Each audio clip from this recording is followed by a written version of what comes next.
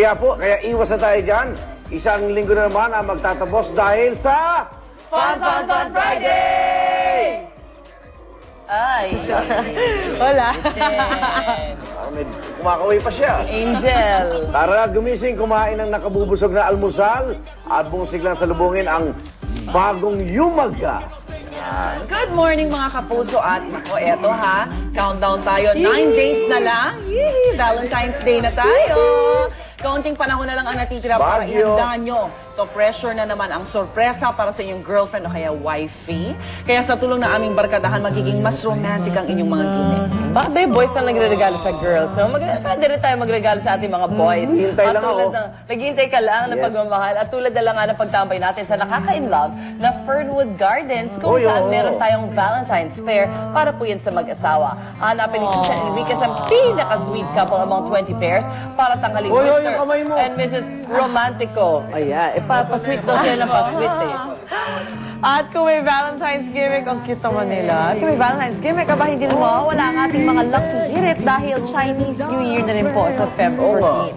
At ito ang masaya, ang pampaswerte, dadaanin natin sa kainan. Lahat ng mga pagkain iwas malas at kapit swerte.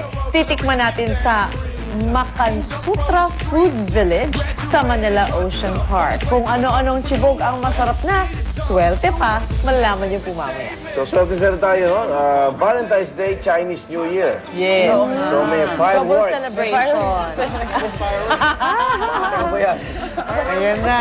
Ano ba Chinese ang Happy Valentine's? Ganun din. Hindi ko alam. Hindi mo alam? Hindi naman Chinese si Lim, ba't niya siya tinatanong? Hindi, mukha siyang Chinese eh. mukha lang Chinese yan. Saka yung apelido niya, parang ding Chinese. Linching Kaya, lang. Pascual.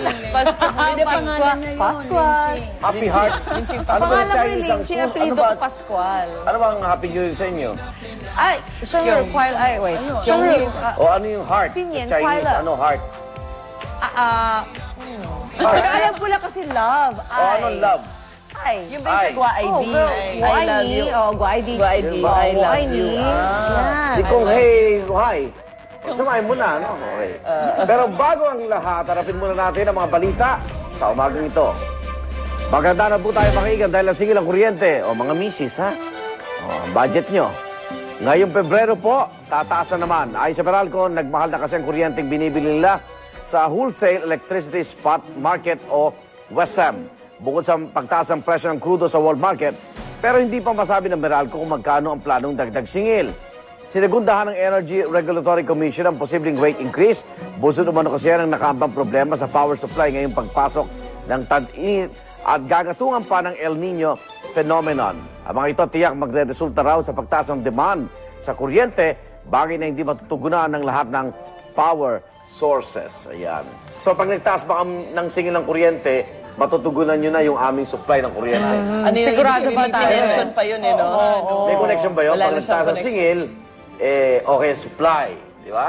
Buti na lang nung itong medyo malamig yung panahon, medyo mababa ang konsumo ng kuryente, di Yes. ba? Nakatipid tayo ng konti. Actually, throughout the year, parang nadidistribute na siya kasi pagdating nga ng summer, mataas yung konsumo. Pagdating naman ng cold season, medyo mas mababa naman yung konsumo Pero ngayon, natin. mas mahaba-haba ang summer daw. Kaya, obra pa kaya ang electric fan o kaya pay-pay-pay na lang sa summer. Kung Wala. nakatutok lang sa isang tao, Magkaka- pero pag umiikot ng ganon, Pag sinir mo yung bill mo, pag summer, parang tumataas ang Ang taas konsumo talaga mo. ng konsumo. Pero wala namang binabago sa paggamit ko ng appliances. Meron din. Pag pumunta ako, Hirap hindi, yung wala. Pag pumunta ako sa, pag tinanong ko yung taga Meralco, bakit pag summer, hirap daw yung appliances Yes, pag summer. Kaya may extra siyang Or don't you diba? even like, for instance, kunwari yung ref mo, dahil mas mauhawin ka dahil summer, yung mas maraming beses mo binubuksan. Bukas. Or yung electric, yung aircon mo nga, kunwari, if ever may aircon ka, mas mahaba yung pinapaandar mo siya kaysa dati na madaling araw, pinapatay mo na siya. Mga ganun. Hindi mo Ako na yung mapapansin mga little things. Mga little things and Little all together. Parang kami, in our family, nanonotice namin na mas tumatagal yung paggamit namin ng kuryente. Pag Mas summer. mahaba pa ng pag summer hindi nyo napapansin talaga. For example nga, like you mentioned yung sa refrigerator. Ibang tao kasi binubuksan nila matagal, titingin sila sa loob. Pag na lumalabas po yung air nyo, pag sinarado nyo na, gagawa, kumbaga mag-double time na naman yung para refrigerator palamigin. para palamigin ulit, para mapunta ulit sa tamang temperature, which means na, tama, maraming kuryente kinukonsumo. So, nasa sa atin na rin ang konting pagtitipid pa ngayong summer. Dati, tipirin na. Oo, wala tayong choice eh. Yeah, depende. Tinapay, Kapag maganda di ba? budget mo, Sugar. sky's the limit. Pero actually, the thing is, even if you could afford the kuryente, even if you were rich, parang tayo lahat at this point, dapat gumagawa tayo ng paraan na Effort. maging energy efficient Yes. tayo. Hindi porke mayaman ka on all day yung aircon Yes. mo. Di ba kasi na-contribute ka rin doon sa global warming. That's right. Kaya Sa aircon. maganda rin maghanap na sila ng lahat ng gobyerno. Well, worldwide, they have to look for alternative resources. Kasi, di ba, gumagamit nga tayo ng yung oil, di ba? Crudo, na if given a few years, mawawala na Mauubos yan eh. din yan. Mauubos na yung crudo natin eh. Malapit na. Di ba? Back to basics tayo. Mas maganda. Caveman na naman. Dati, oo, mga kuryente, di ba? Okay naman tayo dati. Kita niyo na, sinabi ko lang tataas sa kuryente, no? Ibang klase itong tatlong misis natin. Hindi ba? Basta Wala pa mahalaga itong may tubig. budget from the Kuryente pa lang yan. mga Ito budget ngayon. namin lahat. Ito ngayon, pakinggan natin sila. Asukal naman ngayon.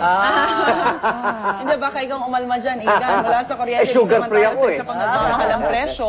Ang asukal na iaangkat na natin mula sa ibang bansa, ayon sa Sugar Regulatory Administration, sa darating na Abril at Hunyo, nakatakdang mag-import ang Pilipinas ng 150,000 metriko toneladang asukal. Ito ay para matigil na ang mga espekulasyon na nagiging dahilan lang ng paglopo pa ng presyo ng lokal na asukal.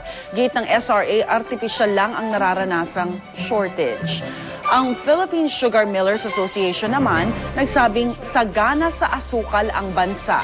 Mas mataas pa nga raw ang produksyon ng bansa ngayong taon.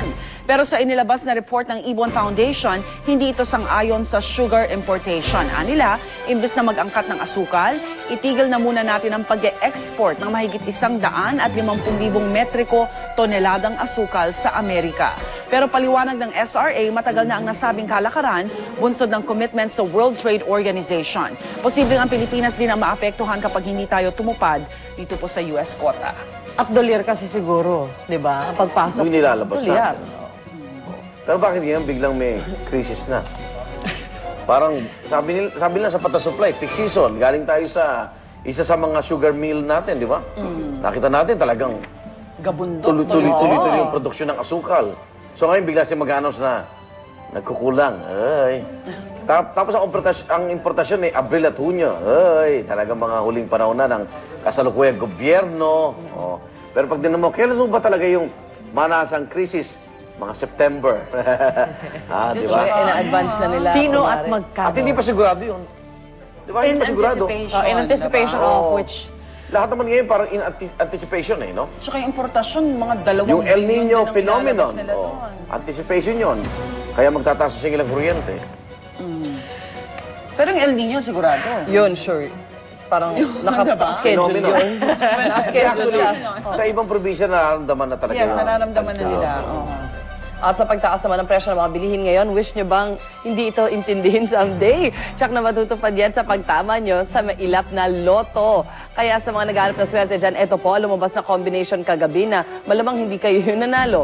29, 28, 26, 17, 37, at 16. Wow, line of 2, 1, and 3? Wala parang epekto sa buhay ko yan. Wala ano, Wala. isa, no?